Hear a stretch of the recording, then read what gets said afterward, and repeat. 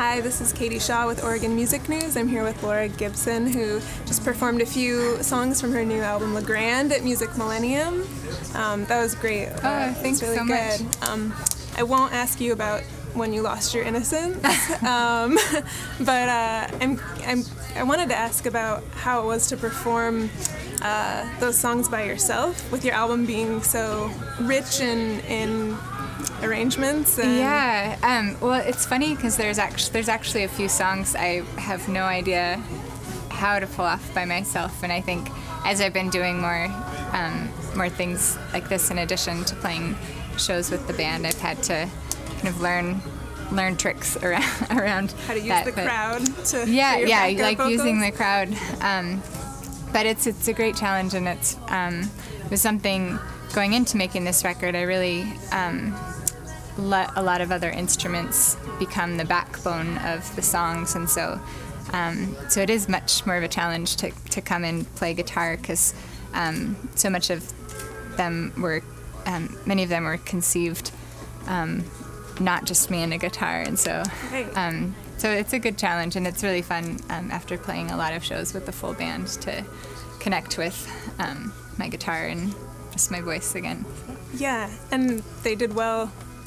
They still worked well with you and the guitar. So a lot of the collaborations on the album, you worked with a couple folks from the Dodos and some other bands. Were people you collaborated with before, or were those new? Yeah, well, the Dodos, I sang on their record Visitor, and that's one of my favorite bands, and they're two of my favorite musicians, and they happened to be in town, and they had said if I ever needed them to pay me back for singing on that they would join me on a record, and so I called them up and said, all right, it's time, come on in, and they just played some of my favorite parts on the record. And Joey Burns from Calexico also, a lot of it was really by luck of who happened to be coming through town, and Joey's been a great supporter of my music, and was kind enough to spend a morning playing on several tracks. So it's really, I think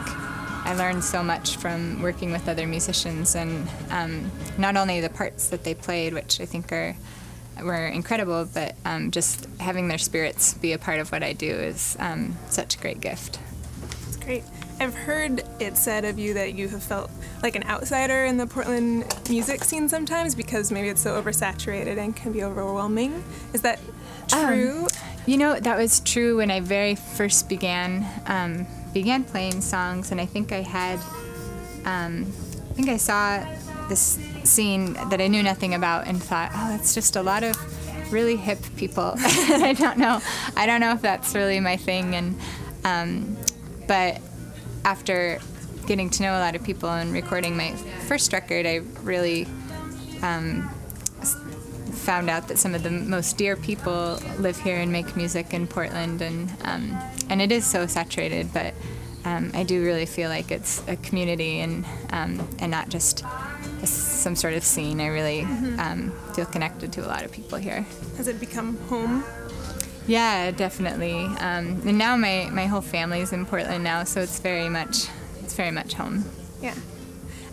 What was there a specific aspect of Le Grand history, the town, that place, that made you feel like it should be the namesake? Yeah, well, there's a couple of reasons. I took a trip out there right when I was beginning to record the record, and was really putting together the thoughts, my thoughts on the kind of record I wanted to make, and so this visit to Le Grand really was a catalyst for the record as a whole and moving forward.